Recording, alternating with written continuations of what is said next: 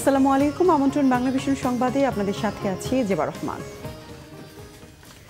সংযুক্ত আরব আমিরাত সফরের অংশ হিসেবে আজ সন্ধ্যায় প্রবাসীদের দেয়া সংবর্ধনায় যোগ দেবেন প্রধানমন্ত্রী শেখ হাসিনা। বিকেলে দেশটির প্রয়াত শাসক শেখ জায়েদ বিন সুলতান আল নাহিয়ানের স্ত্রী শেখ ফাতিমা বিনতে মুবারক আল কেতবির সাথেও সৌজন্য সাক্ষাৎ করবেন প্রধানমন্ত্রী। এর আগে রবিবার বিনিয়োগ, ব্যবসা বাণিজ্য এবং বিদ্যুৎ খাতের উন্নয়নে বাংলাদেশ ও সংযুক্ত আরব আমিরাতের মধ্যে 4টি সমঝোতা স্মারক সই হয়। আবুধাবির সেন্ট রেগিস হোটেলে প্রধানমন্ত্রী শেখ হাসিনা ও আরব আমিরাতের অর্থনৈতিক বিষয়ক মন্ত্রী সুলতান আল মনসুরির উপস্থিতিতে এ স্মারকগুলো স্বাক্ষর হয়। সফরের শুরুতে ইন্টারন্যাশনাল ডিফেন্স এক্সিবিশনের উদ্বোধনী অনুষ্ঠানে অংশ নেন প্রধানমন্ত্রী শেখ হাসিনা। টঙ্গীর তুরাগ তীরে আমবয়ানের মধ্য দিয়ে তাবলিগ জামাতের সাদ অনুসারীদের বিশ্ব ইজতেমার দ্বিতীয় দিন আজ ফজরের নামাজের পর থেকে বয়ান শুরু করেন তাবলিগ জামাতের শীর্ষ মুরব্বী ভারতের মাওলানা মোরসালিন। তর্জমা করেন বাংলাদেশের আব্দুল্লাহ মনসুরি। এরই মধ্যে ইজতেমা ময়দানে লাখো মুসল্লি এসে অবস্থান নিয়েছেন। ঘন কুয়াশার কারণে প্যান্ডেলের বাইরে মুসল্লিদের পদচারণা কিছুটা কম। মুসল্লিদের নিরাপত্তায় নেওয়া হয়েছে সর্বোচ্চ ব্যবস্থা। এবারের বিশ্ব ইজতেমায় 16টি দেশের 166 জন বিদেশি মেহমান যোগ দিয়েছেন। তাবলিগ জামাতের তারিখ পরিবর্তন এবং 2টি গ্রুপে বিভক্তির কারণে অনেক দেশের বিদেশি মেহমান এই ইজতেমায় যোগ দিতে পারেননি বলে জানিয়েছেন ইজতেমার শীর্ষ মুরব্বীরা। এদিকে রবিবার রাতে বার্ধক্যজনিত কারণে ইসমাইল হোসেন নামে এক মুসল্লির মৃত্যু হয়েছে। সকাল 10টায় আখেরি মোনাজাতের মধ্য দিয়ে শেষ হবে ইজতেমার দ্বিতীয় পর্ব কাল। প্রধান নির্বাচন commissioner K M Nurul Huda বলেছেন, একাদশ সংসদ নির্বাচন রেকর্ডে রাখার মতো সুষ্ঠু ও সুন্দর হয়েছে। এজন্য আইনশৃঙ্খলা বাহিনী সদস্যদের প্রতি কৃতজ্ঞতা প্রকাশ করেছেন তিনি। তারই ধারাবাহিকতায় ঢাকা সিটি ও উপজেলা নির্বাচনগুলো সুন্দরভাবে সম্পন্ন হবে বলে মনে করেন তিনি। এই নির্বাচন নিয়ে আইনশৃঙ্খলা সংক্রান্ত বৈঠকে তিনি একথা বলেন। সিসি আরও বলেন, অংশগ্রহণমূলক না হলেও ঢাকা সিটি কর্পোরেশন নির্বাচন প্রতিযোগিতামূলক হবে।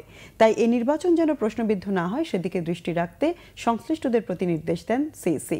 কে এম নুরুল হুদা বলেন, পোলিং এজেন্ট নিয়ে যেসব অভিযোগ পাওয়া যায় তার 98% সত্যতা থাকে না।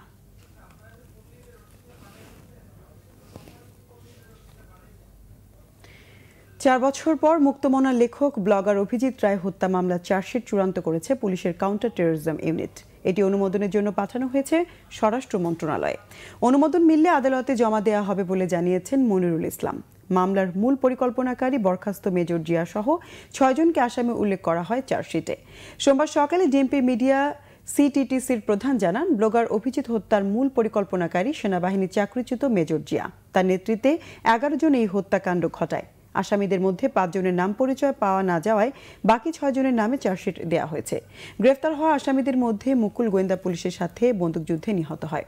আসামি সাইমন, সোহেল ও আরাফাত আদালতে স্বীকারোক্তিমূলক জবানবন্দি দেয়। 2015 সালে 26 ফেব্রুয়ারি অমর একুশে গ্রন্থমেলা চলাকালে ঢাকা বিশ্ববিদ্যালয়ের টিএসসি এলাকায় নৃশংসভাবে কুপিয়ে হত্যা করা হয় অভিজিৎকে।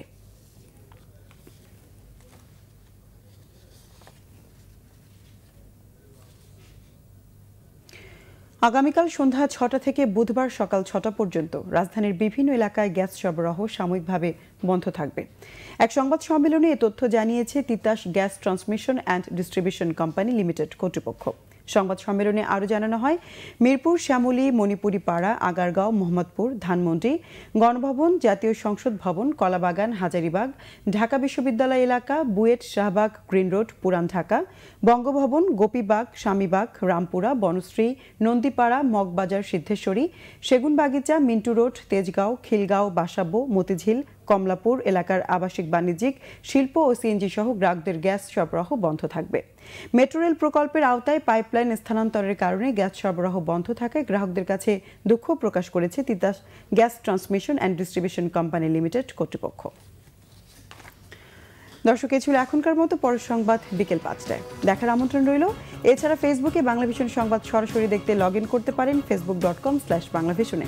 এতক্ষণ সঙ্গে থাকার ধন্যবাদ সবাইকে।